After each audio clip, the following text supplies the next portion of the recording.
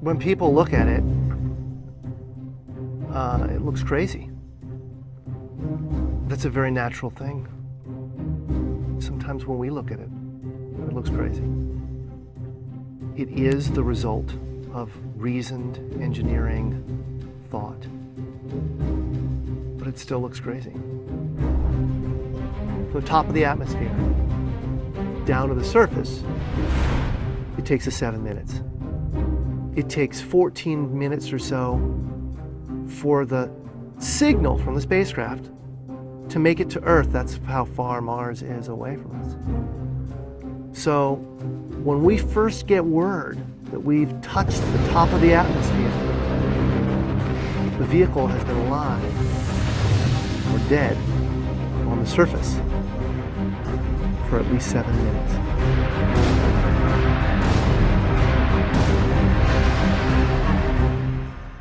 Entry, descent, and landing, also known as EDL, is referred to as the 7 minutes of terror because we've got literally 7 minutes to get from the top of the atmosphere to the surface of Mars, going from 13,000 miles an hour to 0 in perfect sequence, perfect choreography, perfect timing, and the computer has to do it all by itself with no help from the ground. If any one thing doesn't work just right, it's game over. We slam into the atmosphere and develop so much aerodynamic drag. Our heat shield, it heats up and it glows like the surface of the sun. 1,600 degrees.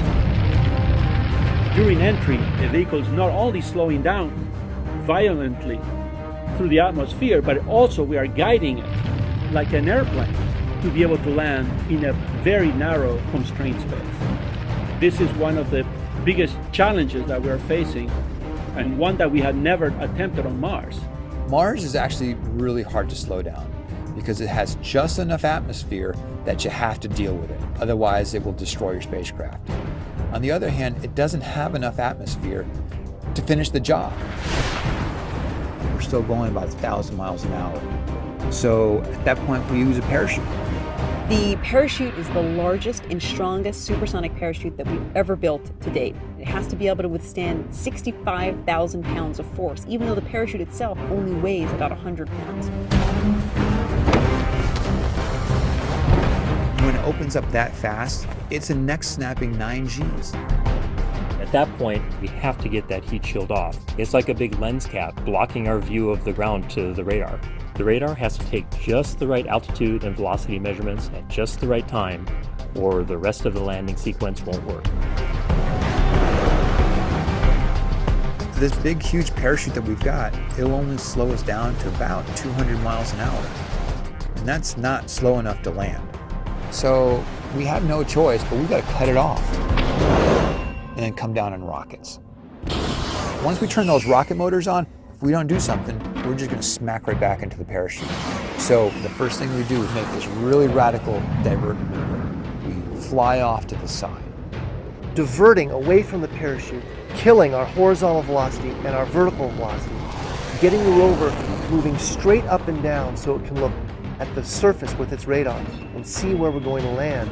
And we head straight down to the bottom of a crater, right beside a 6-kilometer high mountain.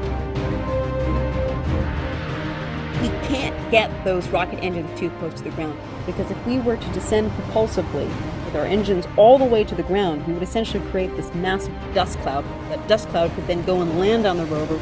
It could damage mechanisms and it could damage instruments. So the way we solve that problem is by using the Skycrane maneuver. 20 meters above the surface, we have to lower the rover below us on a tether that's 21 feet long, and then gently deposit it on its wheels on the surface.